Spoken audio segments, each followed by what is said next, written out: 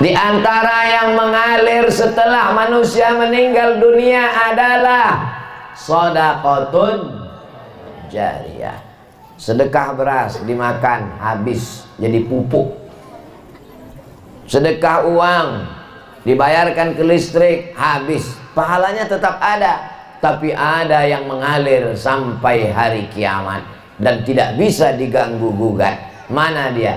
Tanah yang dipakai untuk beribadah kepada Allah. Subuh, zuhur, asar, maghrib, isya, tahajud, qiyamul lail, sholat duha. Betapa cerdasnya almarhum yang malam ini kita peringati haulnya. Beliau membuat masjid Nurul Iman, cahaya iman. Dari sini memancar iman. Ada sholat subuh di sini, ada sholat zuhur, ada sholat asar, ada sholat maghrib, ada sholat isya, masjid. Ada sholat Jumat? Nggak ada, berarti masjid aja. Kalau ada sholat Jumat baru namanya masjid jami. Jadi kalau masuk ke dalam ini sholat tahiyatul masjid. Jangan usolli sunatan tahiyatul langgar, usolli sunatan tahiyatul musola, karena ini adalah masjid. Selama ada sholat 5 waktu masjid.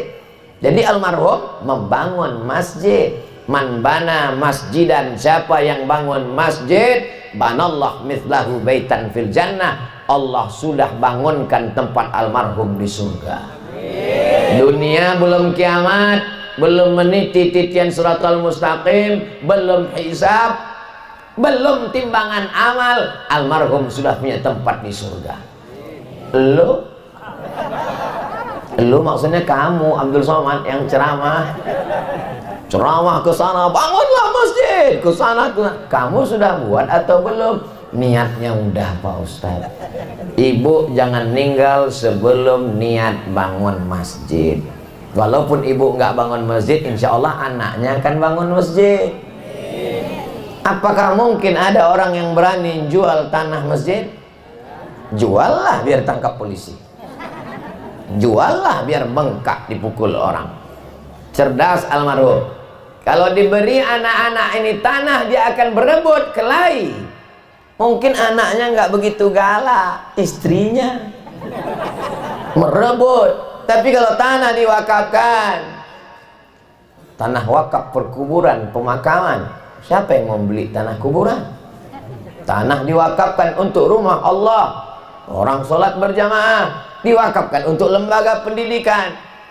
Jadi saya datang kemari mengambil pelajaran. Ketika saya pertama datang kemari, tahun berapa saya kesini Ustaz? 2017, 18, 19, 20, 4 tahun yang lalu. Andai S1 waktu itu selesai wisuda sekarang. Datang saya ke rumah keluarga anak almarhum, dibawa sholat, melihat sekolah, ziarah ke makam. Langsung dalam pikiran saya, ini mesti saya lakukan untuk diri saya.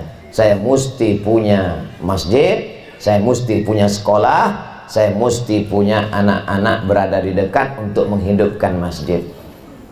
Andai saya mati meninggal pas jadwal di Jakarta, saya minta supaya dikuburkan saya di sini.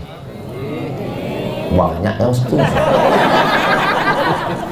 Ingin mendapatkan limpahan barokah dari keluarga, dari orang-orang baik, insya Allah. Jangan sampai ketika tidak meninggalkan pesan tiba-tiba dikuburkan di dekat koruptor. Orang nggak mau ziarah. Setiap orang lewat di situ semuanya sumpah serapah, mampus lu katanya. Kita dapat juga. Tapi kalau di sini insya Allah orang akan mendoa. Walaupun ada beberapa yang nggak setuju saya dikuburkan di sini, tak perlu saya sebutkan orang.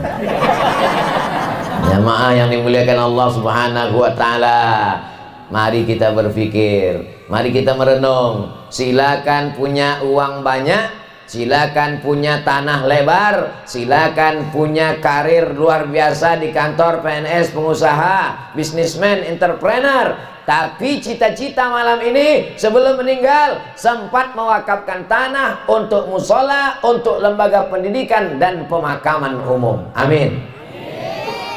Andai kita tidak dapat, anak-anak kita akan meneruskan insya Allah. Innamal a'malu binniyat, barokah.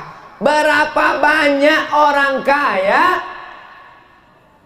rumah sana, tanah sini, begitu meninggal dunia, tidak satu pun diwakafkannya untuk Allah. Tidak ada masjid, tidak ada perkuburan, tidak ada lembaga pendidikan. Akhirnya tanah itu dijual sama anak cucu menantu hilang. Yang awalnya tukang tanah, pada akhirnya akan masuk ke dalam tanah dan dimakan cacing. Apa yakin dimakan cacing tanah? Sekarang cacing tanah udah makan plastik. Malam ini kita sedang merenung sejenak. Ustaz Abdul Somad sudah lakukan itu, berproses menuju ke arah sana. Doakan supaya sebelum mati cita-cita sudah tercapai. Tapi bagi saya almarhum menjadi salah satu inspirasi.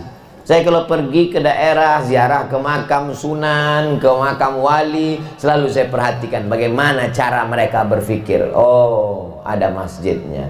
Oh, ada tempatnya. Kenapa dimakamkan di dekat masjid? Karena satu hari dia mendapatkan doa subuh, assalamualaikum ya ahlad diyar minal mu'minin wa inna insyaallah bikum lahiqun yarhamullahu mustaqdimina wal mustakhirin nas'allahu lana wa lakum wal afiyah. Orang salat subuh, selesai salat subuh, assalamualaikum ya ahlad diyar minal mu'minin. Salat duha, pulang duha. Salat zuhur, pulang zuhur. Salat asar, pulang asar. Salat maghrib, pulang maghrib. Salat isya, pulang subuh. Itulah maka orang selalu minta dikuburkan di dekat masjid. Salah satu manfaat kalau ada kubur dekat masjid, manfaatnya kita dapat doa. Orang akan kirimkan Al-Fatihah. Ada manfaat satu lagi, kalau masjidnya di dekatnya ada kubur, masjid itu tidak akan diambil salafi, karena mereka nggak mau ngambil masjid yang ada kuburnya. Tapi jangan salah paham, jangan sholat di masjid yang ada kuburnya, karena nggak boleh sholat di masjid yang ada kuburnya. Kalau gitu nggak usah sholat di Masjid Nabawi. Masjid Nabawi kan ada kuburnya, nggak apa-apa, karena itu kubur Nabi. Sejak kapan Abu Bakar Umar jadi Nabi? Yang nggak boleh itu sholat menghadap kubur. Masalah sholat tentang masjid ada kubur, 3 yang mesti dibedakan. Pertama, sholat menghadap kubur. Ini kubur, sholat menghadap kubur. Yang kedua, kuburnya dipugar, diratakan dengan tanah, dibangun masjid di atasnya. Ketiga, masjid di samping ada kubur, di kanan ada kubur, di depan ada kubur. Mana yang dilarang oleh Nabi Muhammad SAW? La'anallahu al-yahud wan nasara. Allah melaknat Yahudi dan Nasrani, ittakhadhu qubura anbiya'ihim masajid, karena mereka merubah kuburan jadi masjid. Ini kubur Abdul Somad. Setelah itu kuburnya diratakan dengan tanah, dibangun masjid di atas, Masjid As-Somad.